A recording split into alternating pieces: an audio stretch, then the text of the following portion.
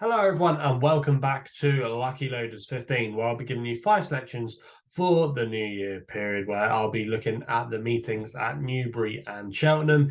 And it's Newbury we go for my first selection, which runs on New Year's Eve. We go to the 150 there, go my long shot of the 2-day period. And I'm going to go with a horse here called Moulins Clermont for Jamie and Gary Moore, currently available at 20 to 1 with William Hill, who are offering 5 places. I'm going to recommend a 0.5 each way selection here. And I think you need to forgive this horse's latest run where he made a seasonal reappearance at Kempton. He was well beaten that day, but I think, like I say, you just have to forgive him that run. Gary Moore said he would need the run, and I think he'll come on for that effort. If you actually look at his form last season, he ran in some good races. He won at Sandown on his second start of the season, where he absolutely bolted up in testing ground. I think he's going to get those conditions tomorrow. I think it's going to take a horse that will handle testing ground. It's currently described as good to soft, but we've had a lot of rain in the south of England over the last couple of days, and I think it will be a test of stamina. I think he'll be better over this trip as well, and he's got a nice low racing weight of 10 stone 4 off a mark here of 125. I think he could have a little bit more in hand. I think Jamie Moore will probably ride him quite handy tomorrow, and if he does, like I say, I just think this stiff track at Newbury up the straight will really suit him. I think that will really emphasize his stamina and the fact that he likes testing conditions, and I think he'll be a lot fitter. He's a 4-year-old as well. Some people don't like 4-year-olds, but if you haven't been competing at the highest level, I don't think that should be an issue. He proved himself as well handling this trip when he won at Fakenham last season as well. I just think there's lots to like about him. Gary Moore's team have been okay. They've been having a few winners over the Christmas period, and I just think with the horses at the top of the market having a few question marks over them, I think Moulins Clermont, yes, I know he has to.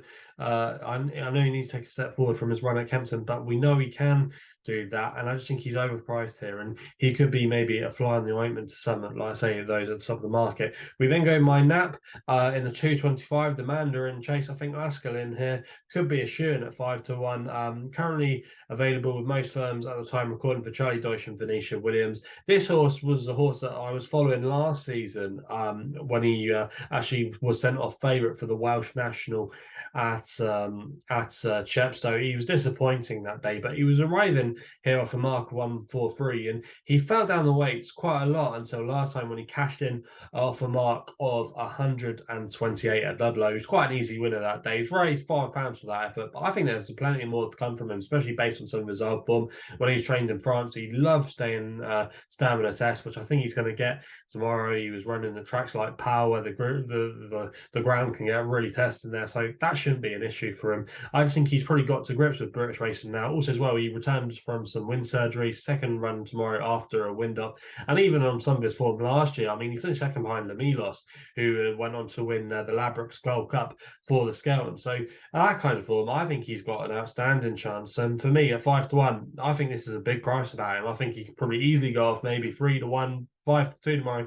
I think there'll be a lot of market support for him. Venetia's team going okay. I think he's got a cracking chance there in the 225. We then go to the 335 at Newbury, the last race on the card there on New Year's Eve. I thought Malinello here could run well for Luca Morgan, claiming free, riding for Ben Paulin. Currently available at time recording with SkyBet 15-2, offering 4 places. Going to recommend 0.5 each way selection here. I think this race at the top of the market, not sure about some of them, but I think Malinello, there was lots like last time when he won at Newcastle, beating a horse of James Ewart called Lord Rocco. That horse went on to run okay on his next start at Ayr, but I thought it was a good run over fences. It was the first time we've seen him for quite a while, but if you go back on some of his form as a youngster, he was really good. He ran in some really good bumpers. He ran okay, but at Chepstow, when he finished second, he finished fourth behind Third Time Lucky in a decent bumper at Huntington. He did show a really good attitude as a bump horse. He ran okay over hurdles. He won at Wincanton with plenty of juice in the ground. I think tomorrow, if he gets into a good rhythm, there could be a lot more to come from this horse off a mark of 132. Ben Paulin's team as well, going really well at the moment. Had a few winners today at Taunton and at Haydock. So I think Malinello, with the yard going well, I think he's got a good chance here, and he is going to be my extra tip of the day at Newbury. We then move to New Year's Day. Happy New Year to everyone if you're watching this in the new year. We go to the 155 for my next best, a horse called Fantastic Lady for Nico de Boinville Malinello and Nicky Henson. If you're a regular watcher of my YouTube channel, you'll know that I actually put this horse up as my nap when she won Mare's Chase at Market Raisin, beaten Zambella, who subsequently bowled up on her subsequent 2 starts. It's interesting that they didn't decide to go for that race at Doncaster, which Zambella won yesterday.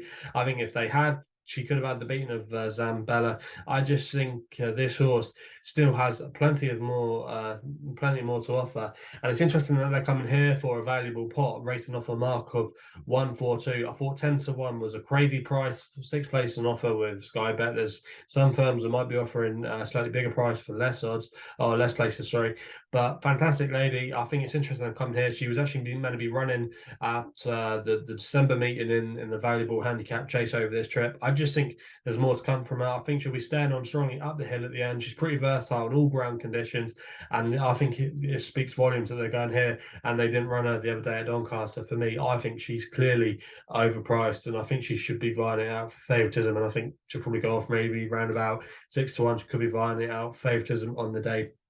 Fantastic lady is going to be my next best of the New Year period. We then have one other tip in the 230 at Cheltenham. Botox has struggling to work out why this horse is 14-1. He could maybe be a non-runner. He's currently 14-1 available as I'm recording with Coral for Jamie and Gary Moore. Obviously, the ground maybe could get a little bit tested if the rain does continue to fall over the next couple of days. But Botox has, I think he could be a real player in the staying division, and he will probably need to win this, to be fair to him. But yeah, I can understand why it was such a big price. I think the likes of I Like to Move It won't stay. Nappers Hill probably won't like the ground. I just think Botox he's got a really good record at Cheltenham. He won last time out at Haydock. He finished second the time before that in the Patons handicap qualifier. I think staying is this horse's bread and butter now, and I think the further he goes, the better he'll get. Showed really good attitude before that as well. He had a really good record at Cheltenham as a juvenile hurdler.